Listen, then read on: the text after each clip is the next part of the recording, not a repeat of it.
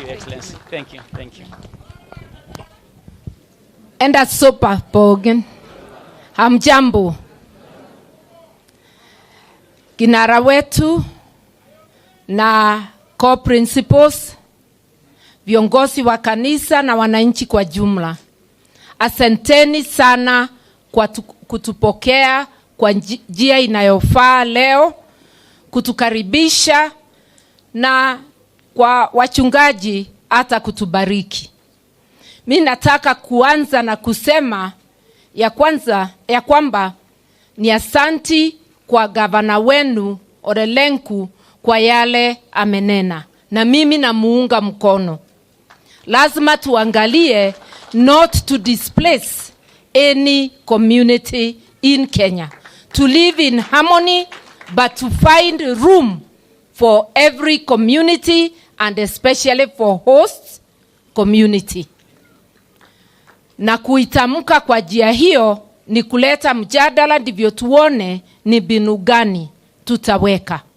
No community should ever be marginalized in any place, including in their own land.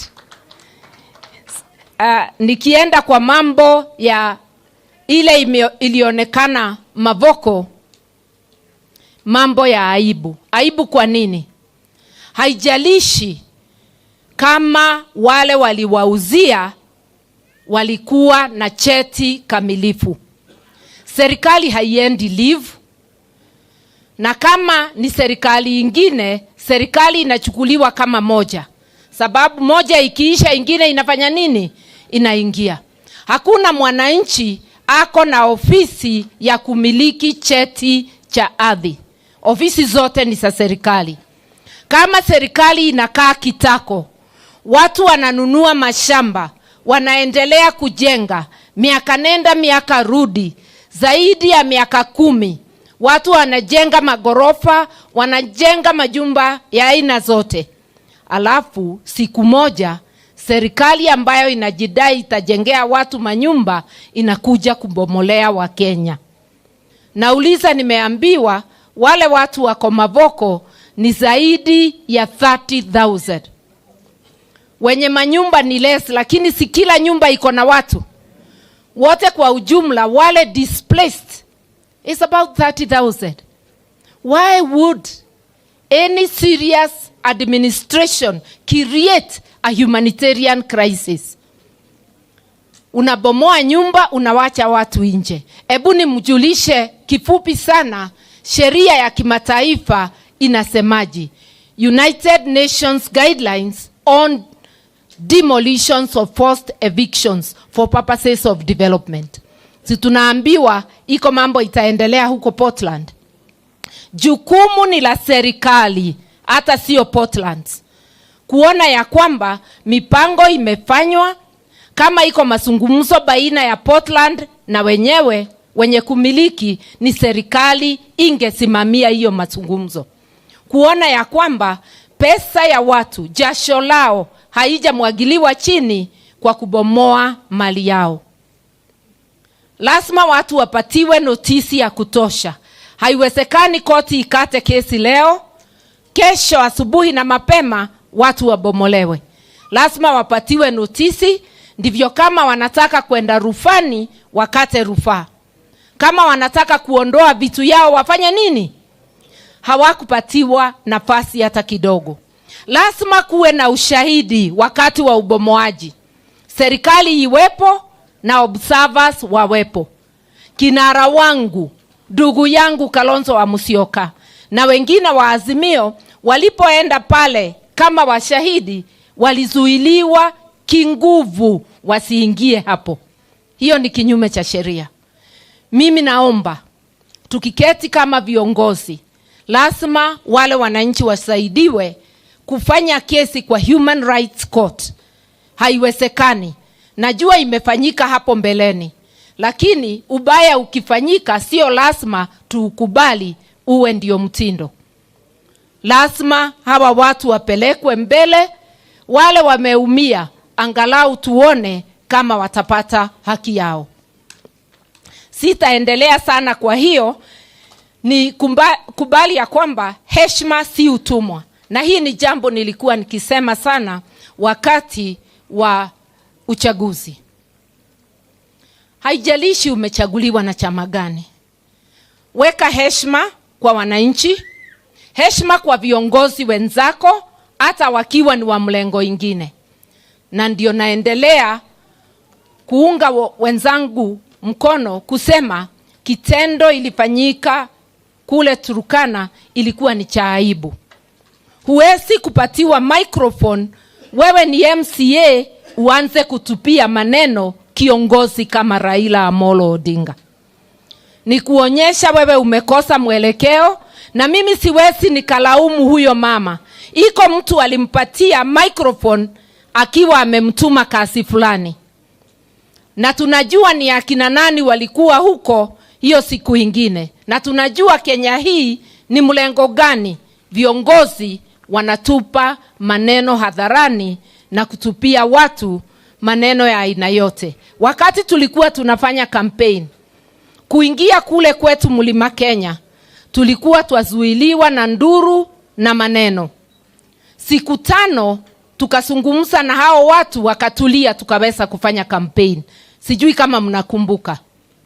Iko mlengo unafikiria unazuia watu kwa matusi na kwa vitendo havieleweki. Na wauliza wakome, Kenya ni yetu zote, sio lazima tusikizane. Wacha niseme yangu na wewe upate nafasi useme yako. Mwananchi ni mwerevu, anaweza kujisimamia. Nikienda kumalizia, ndugu yangu ambaye namheshimu, Kalonzo wa Musyoka, pamoja na wenzangu ndio wametumwa na Azimio la Umoja kutuwakilisha kwa National Dialogue. Lakini dialogue ni ya pande mbili. Na bila roho ya kupenda, without sincerity, dialogue haiwezi ikaleta mazao. Mimi nishakuwa kwa dialogue 2 kwa hii nchi. IPPG na mazungumzo ya Anan ya 2007. Kwa hizo zote 2 zilifaulu sababu serikali ya Moi katika IPPG ilikuja ikaketi kwa mazungumzo ikiwa na sincerity. Tukazungumza tukamaliza wiki 2 tu, sio miezi. Hii mazungumzo ya Kofi Annan baada ya umwagikaji wa damu tulizungumza wiki 4 peke yake. Tukamaliza, na tukamaliza mambo ya nguvu sana. Kwa nini? Serikali ya Kibaki ilikuwa na sincerity. Hii mazungumzo ya National Dialogue tushamaliza siku 90 days. Sababu ilianza August. Baba akawa amesema iwe 30 days. 1st August to 30th August. Hawa wakasema tupeleke bunge iidhinishwe na tuhesabu kutoka 1st of September. Tukakubali na wakasema 60 days zimeisha, zinaenda kuisha wiki hii. Mazungumzo haiwezi kuisha without sincerity of the KK regime. Wale wamekalia ndio ni lazima waonyeshe unyenyekevu na roho ya kupenda wa Kenya. Upande wetu wamejipeana, wako hapo kila siku. Lakini wale wanaweza kufanya hiyo mazungumzo ilete faida kwa Mkenya ni timu moja, na ni timu ya KK.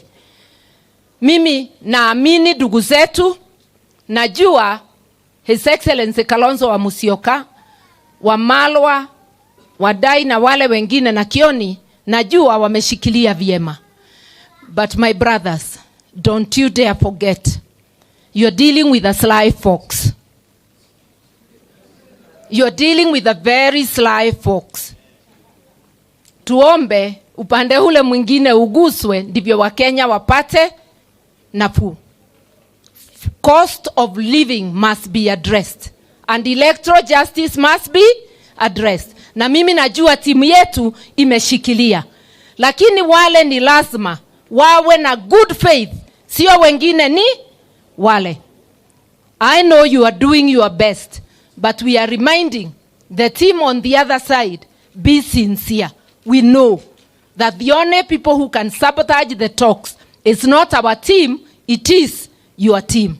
So the ball is in your court. Ya mwisho kabisa. Tusikae kama tuko na mvurutano ndani ya nyumba yetu. Hatuna. Sisi tunafanya kazi tukiwa kitu kimoja. Na tukiangalia mbele, pia tuangalia mbele tukiwa pamoja. Kila mambo pole pole. Kwa sasa tumalizie wananchi kwa yale mambo tumewaambia tuende kwa dialogue.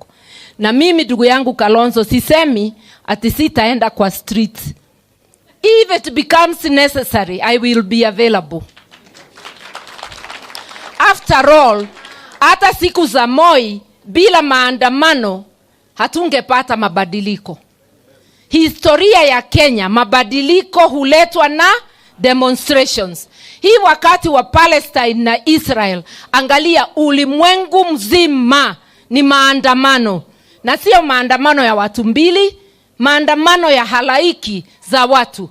Wakisema haki itendeke kwa Wapalestina sababu watu zaidi ya milioni 2 wako kwa hatari ya kufa njaa, kufa bila matibabu, wamebomolewa manyumba.